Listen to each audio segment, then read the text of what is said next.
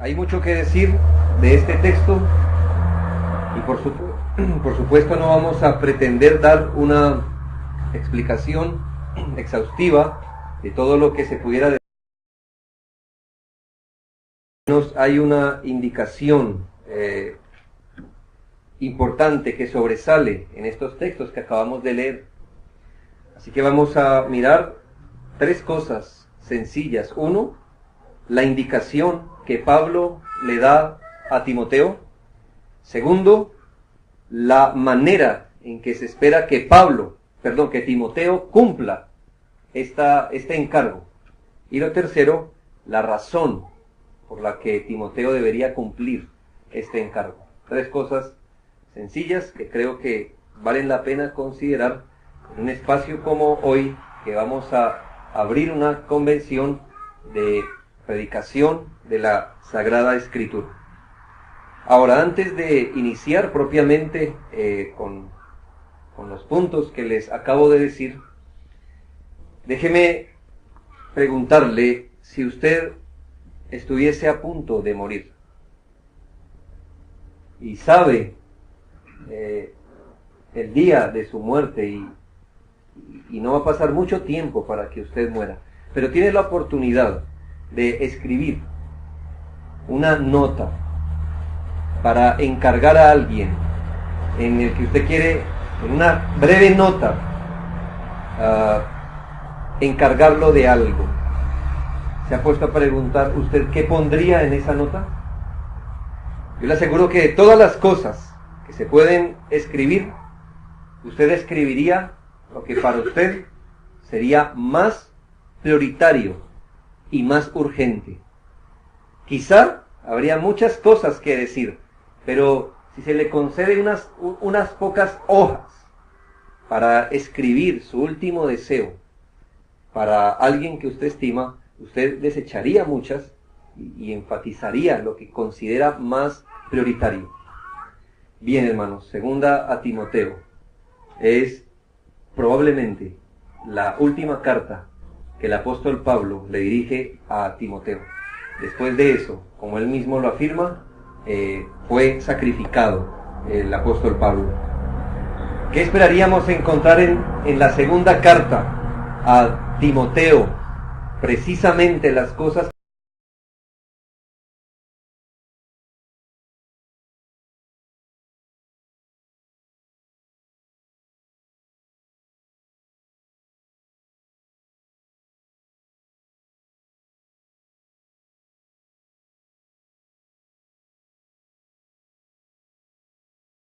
prácticamente vienen a desembocar al final de esta carta. Ahora, no sé, queridos pastores, amigos, quién ha diseñado mentalmente su ministerio, esperando terminar el ministerio como lo está terminando el apóstol Pablo. Él, según su carta,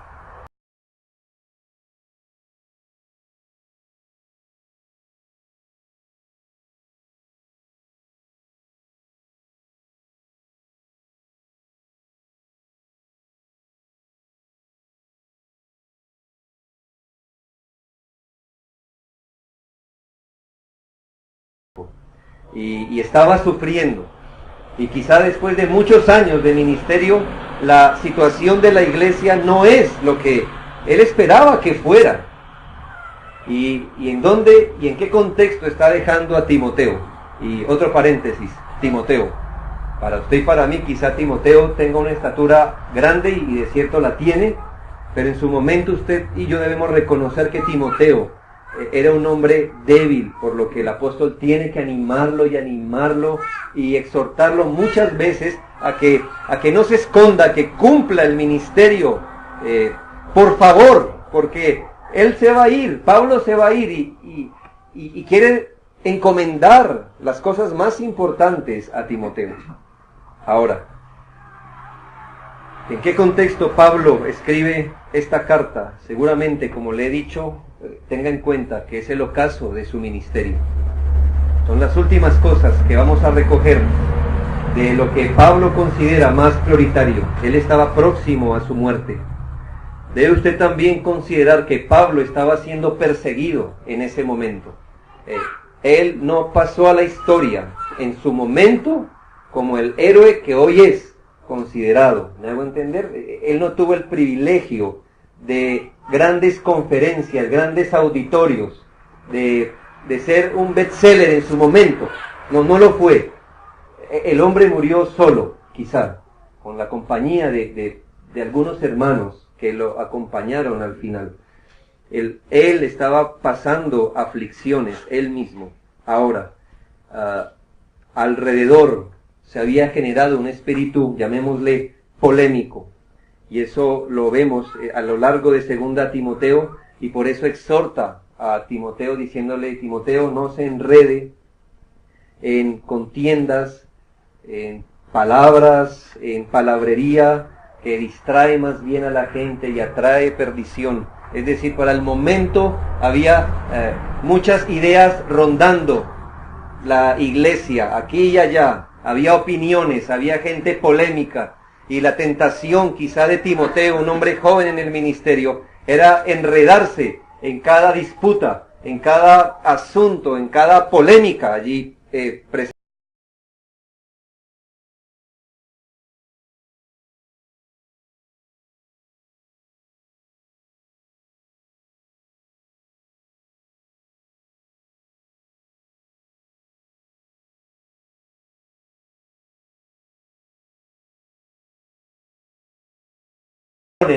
Y llegaron a inclinar a muchos a esas doctrinas erróneas. Además, la presión de muchos hombres mundanos con apariencia de piedad. Creo que esa es una de las cosas más complejas que el apóstol Pablo piensa que con las que tiene que lidiar Timoteo. Por supuesto, que si llegan hombres disolutos a la iglesia, entonces difícilmente los hermanos los seguirían. Pero si llega un hombre disoluto con apariencia de piedad,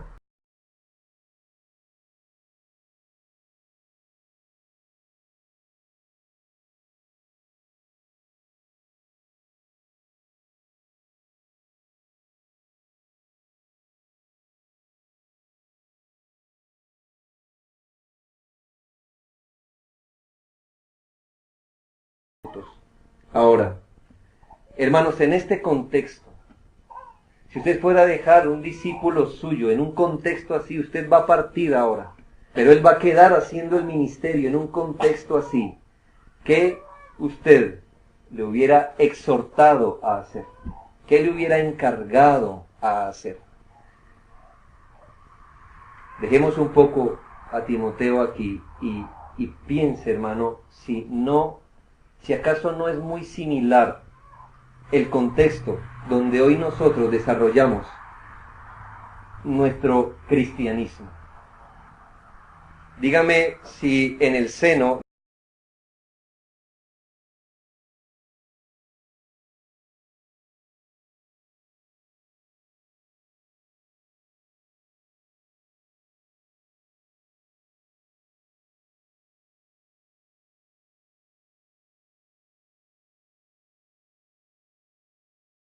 apariencia de piedad no encontramos líderes inescrupulosos que llevan a la gente a la perdición. Y la pregunta es, ¿qué ha hecho la iglesia? Y yo le voy a decir qué ha hecho la iglesia. Se ha inventado métodos, se ha inventado actividades, se ha inventado formas. Mañana hay un próximo show, no aquí por supuesto, pero ya usted entiende mi manera de hablar, ¿no? Mañana hay un próximo show, pasado mañana hay una nueva actividad, pasado mañana sale un nuevo disco, pero después hay una campaña, quizás mañana hay otro libro, y otra conferencia y otra actividad, y eso es lo que ha hecho la iglesia en un contexto tal cual como Timoteo quedó en su momento. Es más fácil elaborar una estrategia humana para responder a las demandas de la iglesia. Siempre ha sido y siempre será una tentación elaborar una estrategia humana para responder a los desafíos de la iglesia. Entonces, ¿qué vamos a hacer si los jóvenes están perdiendo? Ya tenemos la respuesta. Una actividad. ¿Qué vamos a hacer entonces con tanta confusión doctrinal? Ya sabemos. Una actividad, una estrategia. ¿Qué vamos a hacer, hermanos, con el pecado que se empieza a manifestar en la iglesia? También tenemos actividades para eso. También tenemos métodos para eso. También tenemos metodologías para una cosa y otra. De manera que hoy, hermanos, la voz del apóstol Pablo es muy relevante para la iglesia de hoy. Que Pablo le encargó a Timoteo en un mundo como muy similar al que estamos hoy viviendo, la fe. Te encarezco, capítulo 4, versículo 1, delante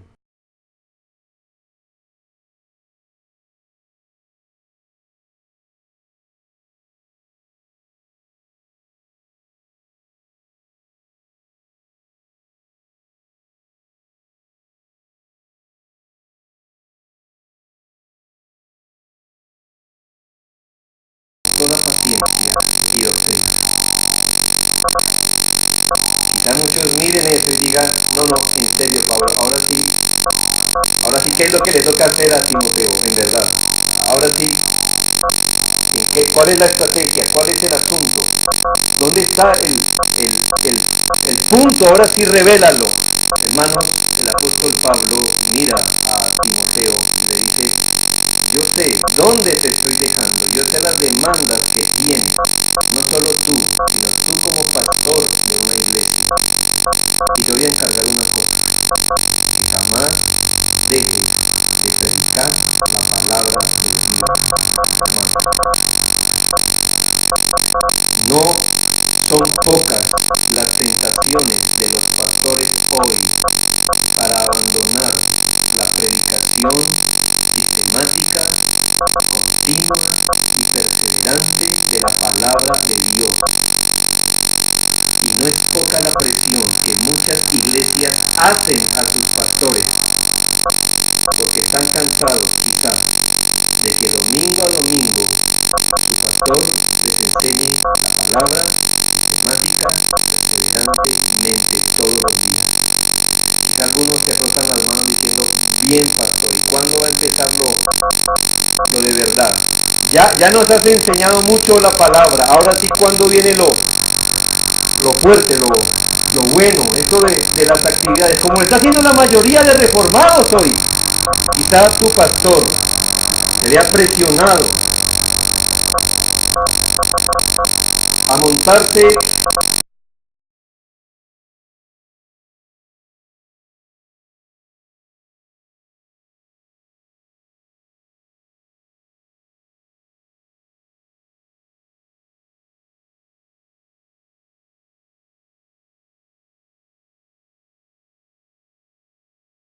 como miembro, usted como parte de la iglesia, usted qué debería esperar de su pastor en un mundo como hoy. Que le predique la palabra de Dios a tiempo y fuera de tiempo, que lo anime, lo redarguya, lo exhorta con toda paciencia y doctrina, y si él hace eso, lo estará protegiendo de la manera como el Espíritu Santo quiere que se proteja una iglesia. Así que ya le revelé en primera instancia cuál es la indicación que Pablo le da a Timoteo. La indicación es clara. La indicación es que Timoteo debe entregarse a la predicación de la palabra de Dios. Sí, no sé qué tan cómodo le parecería a él. ¿Acaso no sería más útil si Timoteo le echara mano a algo de filosofía del momento y se pone a polemizar frente a frente con esos hombres? ¿Acaso no era tal vez más útil? Quizá se pudiera poner al nivel de la discusión actual. ¿Por qué responder a todas estas cosas predicando? Hermanos, creemos no solamente en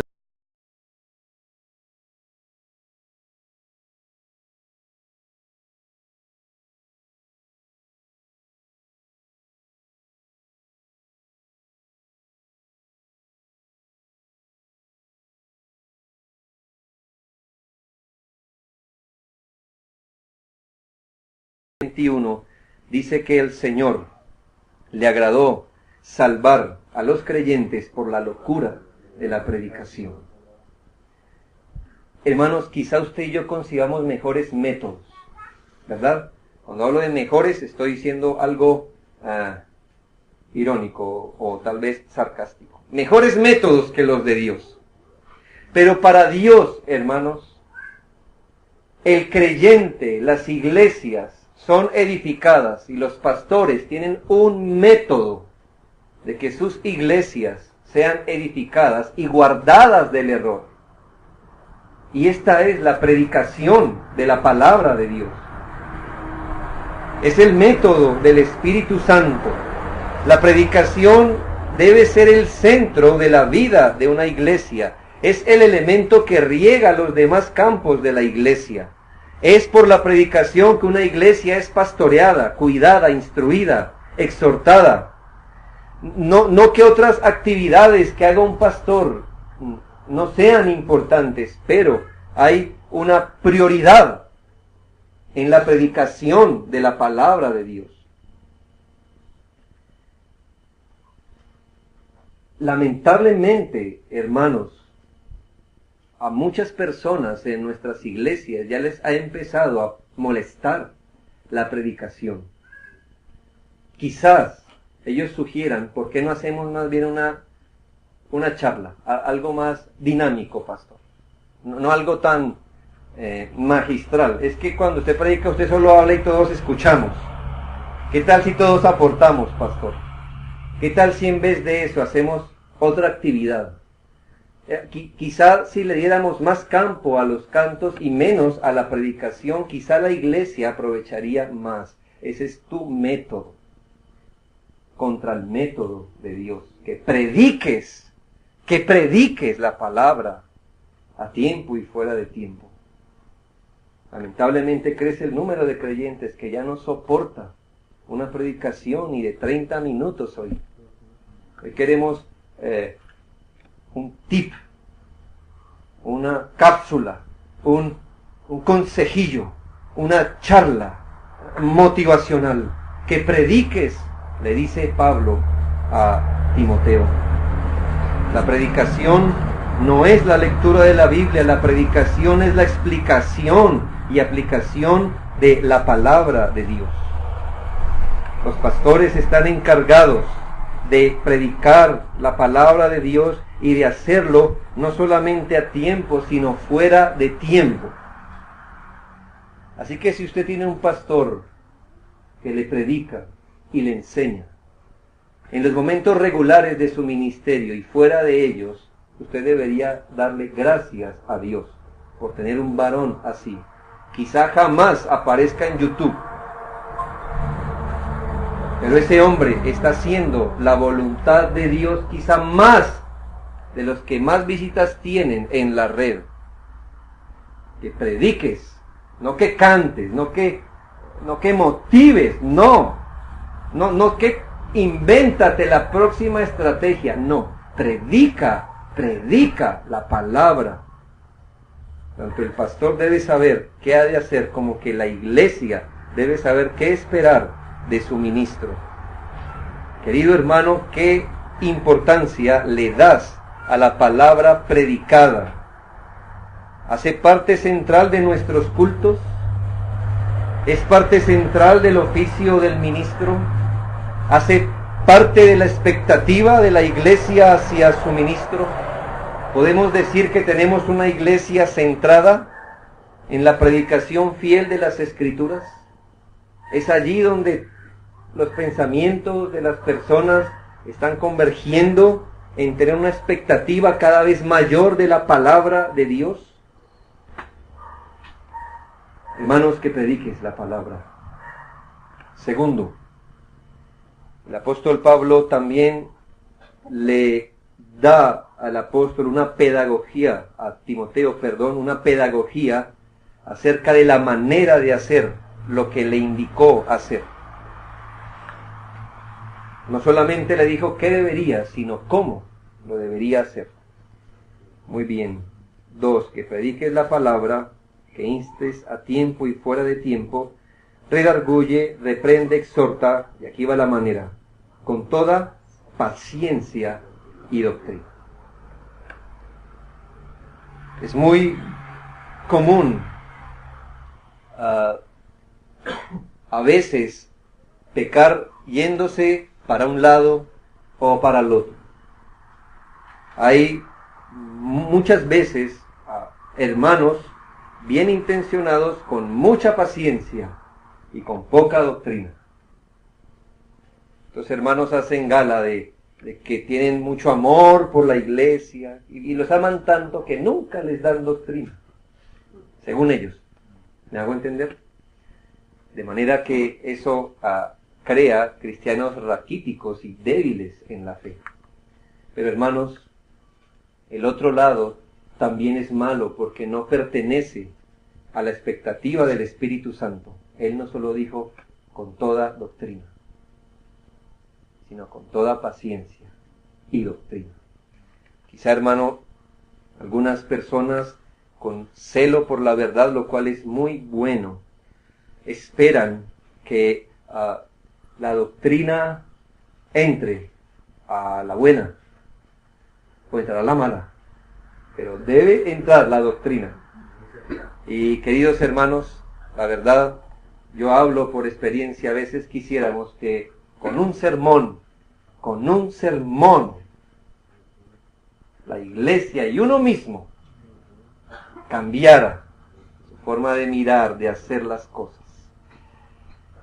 Hermanos, y la palabra de Dios dice, sí, con doctrina, pero con toda paciencia. Queridos hermanos, esto es muy relevante hoy. Hoy día, cuando tenemos esta particularidad en las iglesias, que puedes hacer un líder en 3 meses y una iglesia en 4. Ya tienes tu líder, ya tienes tu iglesia. Y yo me pregunto, hermano, si estamos hablando de toda paciencia y toda doctrina. Queridos hermanos, el Espíritu Santo no se equivocó. Tanto que la doctrina es importante, tanto que toda doctrina es importante, hermanos. Las iglesias no podemos elegir, seccionar qué parte de la doctrina queremos aprender y qué cosas de la doctrina no.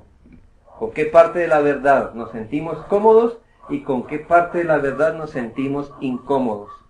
Entonces vamos a hacer la iglesia misionera. Por supuesto, qué bueno por la misionero, pero hacer misiones no es lo único que la Biblia ordena. No, entonces vamos a hacer la iglesia de la restauración familiar. Perfecto. ¿Y qué haces con la demás doctrina? ¿Me hago entender el punto, hermanos? Es todo el consejo de Dios el que debe ser predicado. Toda doctrina. Nosotros, creo, hermanos, no deberíamos tomar una parte de la Escritura y hacer un buen eslogan, una buena visión de una iglesia basado solo en parte de la doctrina. Hermanos, las iglesias se edifican y los pastores deben entenderlo, que la iglesia se edifica en toda doctrina. Hay iglesias que ya se saben los 5 puntos al derecho y al revés. Muy bien, pero están flacos en otros aspectos que también la Biblia habla, que hacen parte de nuestra doctrina. Por eso dice toda paciencia y doctrina, es decir, toda doctrina, todo el consejo de Dios. El apóstol Pablo fue un ejemplo de eso. Cuando él se está despidiendo en Hechos 20 de los ancianos de Mileto, él les dice, ustedes son testigos de que por 3 años les he predicado públicamente y en sus casas todo el consejo de Dios. Todo el consejo de Dios. Y eso corresponde a toda doctrina, mis hermanos, pero toda paciencia también. Nadie se reforma en un día, ni después de un solo sermón, queridos hermanos. Si usted quiere ser reformado, ¿me entiende el término, verdad? Estamos aquí por eso, ¿no? Entre otras cosas. Hermanos, la reforma se lleva a cabo exponiéndose continuamente, vez tras vez tras vez, a la palabra de Dios. De hecho, hermanos, creo que todos conocemos cuál es el grupo SOAT, ese grupo de asalto. ¿Sí ha visto cuando hay rehenes? Llega un grupo y en 5 minutos tienen controlado el asunto. Mis hermanos, si alguno ha tenido la expectativa que la palabra de Dios obra así, la palabra de Dios no es un grupo de asalto a la conciencia.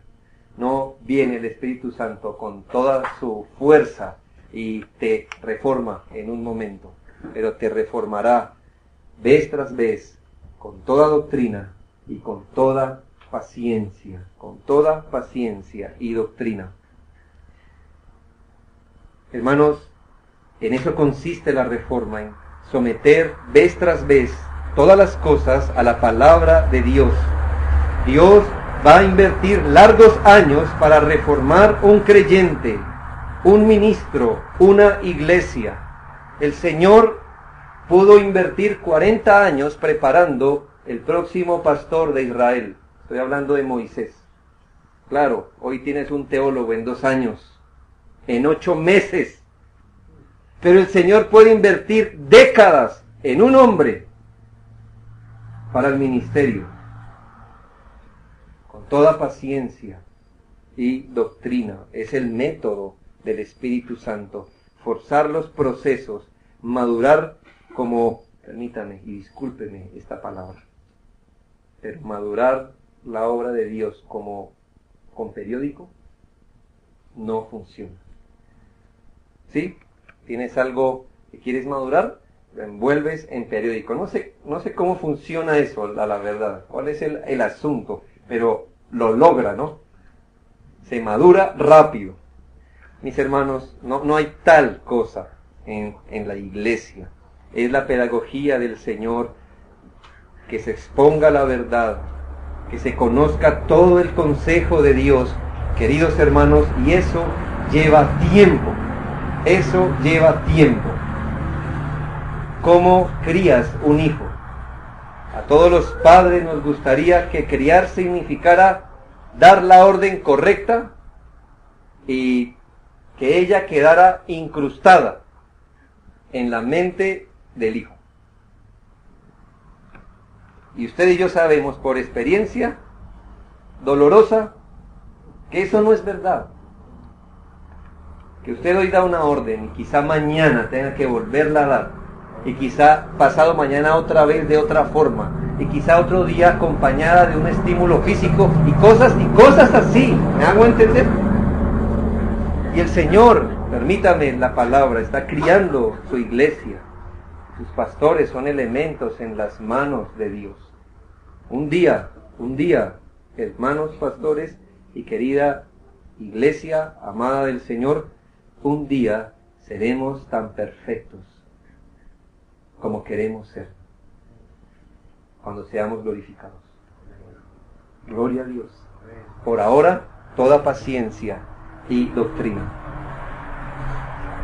Por último, hermanos, la razón por qué el apóstol Pablo exhorta a Timoteo a predicar, y a predicar con toda paciencia y doctrina. Versículo 3 y 4, porque vendrá tiempo cuando no sufrirán la sana doctrina, sino que teniendo comezón de oír, se amontonarán maestros conforme a sus propias concupiscencias, y apartarán el oído de la verdad y se volverán a las fábulas. Quizá la razón, hermanos, sea algo dramática y de miedo pensar en esto. Y quizá en algún tiempo usted y yo nos hubiésemos preguntado, ¿cómo puede esto llegar a ser verdad en una iglesia? Bien, el Señor en su providencia nos ha concedido a esta generación ver de forma tangible cómo esto puede llegar a ser verdad. Hermanos, hay gente que le gusta oír siempre algo nuevo. Y es lo que el apóstol llama rasquiña en los oídos. Y por un momento la predicación de la palabra de Dios calmó su comezón. Pero después el comezón siguió. Y entonces van a encontrar un maestro que les rasque la orejita como a ellos les gusta. Hermanos, y hoy hay al gusto del consumidor. ¿Quieres una iglesia que no le importe la santidad? Hay muchas ahora donde te van a decir algo como: Dios te ama tal y como eres. Tú puedes venir a Él tal y como eres y seguir siendo tal y como eres. Él te va a amar. Ya las hay, ya las hay. Quizá alguna persona diga: yo realmente quiero estar en Cristo, pero me sigue gustando el mundo, sus formas. También hay para ese gusto. ¿Te gusta el dinero fácil? También hay para ese gusto. ¿Te sientes atraído por lo místico? También hay para ese gusto. Hoy encuentras el maestro que quieras, que calme tu comezón de oír. Y hemos llegado quizá al tiempo, quizás nos falte mucho por ver, pero con lo que hoy vemos tenemos cómo hacernos una imagen mental de esto.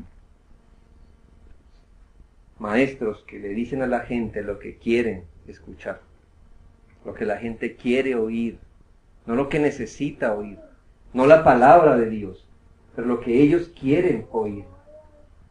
Y lo lamentable es que está escrito que apartarán el oído de la verdad para volverse a las fábulas, a los cuentos. Si esto no fuera una posibilidad real, ¿por qué el apóstol antes de morir hubiera escrito esto a Timoteo? Pero estamos hablando de posibilidades reales, de hombres que se han desviado de la fe. Lamentablemente, muchas personas que antes profesaron el Evangelio, por supuesto externamente, hoy están profesando otra fe, están siguiendo a sus maestros que les adulan, que les hablan lo que ellos quieren. Estas personas se apartaron de Cristo, quizá de la palabra de Dios, del método de Dios. Aquí estamos hablando de personas que se fatigaron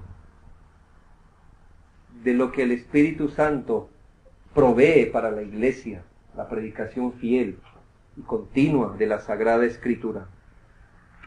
Por su comezón de oír, hoy están arrodillados a maestros falsos. Lamentablemente,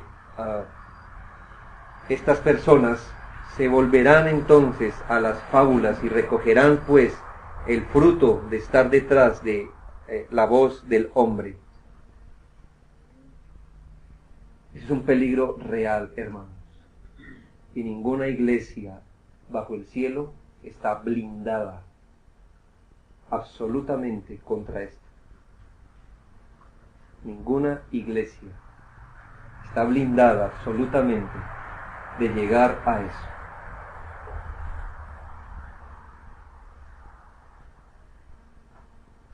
En la época de los apóstoles se vieron hombres líderes prominentes volverse al mundo. En época de los apóstoles. Son tiempos peligrosos para el alma, hermanos. Ahora estás viendo que la iglesia tiene estoy hablando externamente, la posibilidad de tropezar y muchos de caer y ser arrastrados por maestros falsos. Pero la orden sigue siendo la misma. ¿Cómo los cuidas? ¿Cómo los vas a prevenir de eso? Predica la palabra, predica. Si no se contentan con la palabra, hermanos, no hay actividad, no hay método que sirva. Tal vez, querido hermano, pase el tiempo y te preguntes, pastor, pero ¿aquí solo se va a predicar? ¿De eso consiste? ¿No hacemos nada más que eso? ¿Y las actividades de jóvenes y de niños? ¿No hay películas? ¿No hay conciertos? ¿No hay milagros? No. Que prediques, nos exhortó el Espíritu Santo. Que prediques a tiempo y fuera de tiempo. Vuelve el próximo año a esta convención y encuéntranos haciendo exactamente lo mismo que vamos a estar haciendo hoy y por el resto de esta semana, predicando y escuchando la palabra de Dios. Quizá esa sea una de las marcas, hermanos. Yo soy uno de los que digo que la Reforma se ve mucho más bonita por fuera que por dentro. Continuamente viene gente a nuestras iglesias. Yo creo que le ha pasado a la mayoría, por no decir todas. ¡Uy, qué iglesia tan bonita! Uy, no, yo nunca pensé que hubiera una iglesia así. No, qué bueno, estoy animado. Y a los 3 meses no vuelve. Pero, ¿qué pasó? Éramos la iglesia perfecta y casi te creíamos que éramos la iglesia perfecta. ¿Qué pasó? Que venimos, cantamos y predicamos. Venimos, cantamos, oramos, predicamos. Venimos, cantamos, oramos, predicamos. ¿Y qué más hay? No hay nada más. Vuelven 50 años y encontrarás hombres canosos viniendo, cantando, orando y predicando. El Espíritu Santo nos instruyó por su palabra, por supuesto, así. Quizá, hermano, usted esté recibiendo mucha presión de otros cristianos acerca de la iglesia en la que hoy está. Y le dice, el Espíritu Santo no está en su iglesia, porque allí se predica y se predica. Eso es la letra mata y cosas así, ¿no? Usted ya sabe lo que nos dicen continuamente. No tiene el Espíritu, eso no hay gozo allá, eso no. Queridos hermanos, prediques la palabra, ese es nuestro gozo, esa es nuestra seguridad. Que en su iglesia no hay amor, también le han dicho, ¿verdad? ¿Cuál es el mayor amor, queridos hermanos? Amor y verdad, ¿no? Según las epístolas de Juan, a quienes amo, dijo el apóstol, en la verdad. Quiero terminar así, hermanos. Cada generación, desde la época de los apóstoles, tiene que sortear cómo vamos a edificar una iglesia como pastores, y la iglesia misma, qué expectativa debe tener de cómo se edifica la iglesia. No somos los primeros que pisamos esos terrenos, desde los apóstoles, y cada generación tiene que tomar una posición, hermanos. O te rindes como pastor, o te rindes como creyente a los métodos del mundo, o te adaptas y abrazas con fe el método del Espíritu Santo. El tiempo dirá quién estuvo convencido y qué lo encontrarás haciendo al que realmente creyó a las palabras de Dios.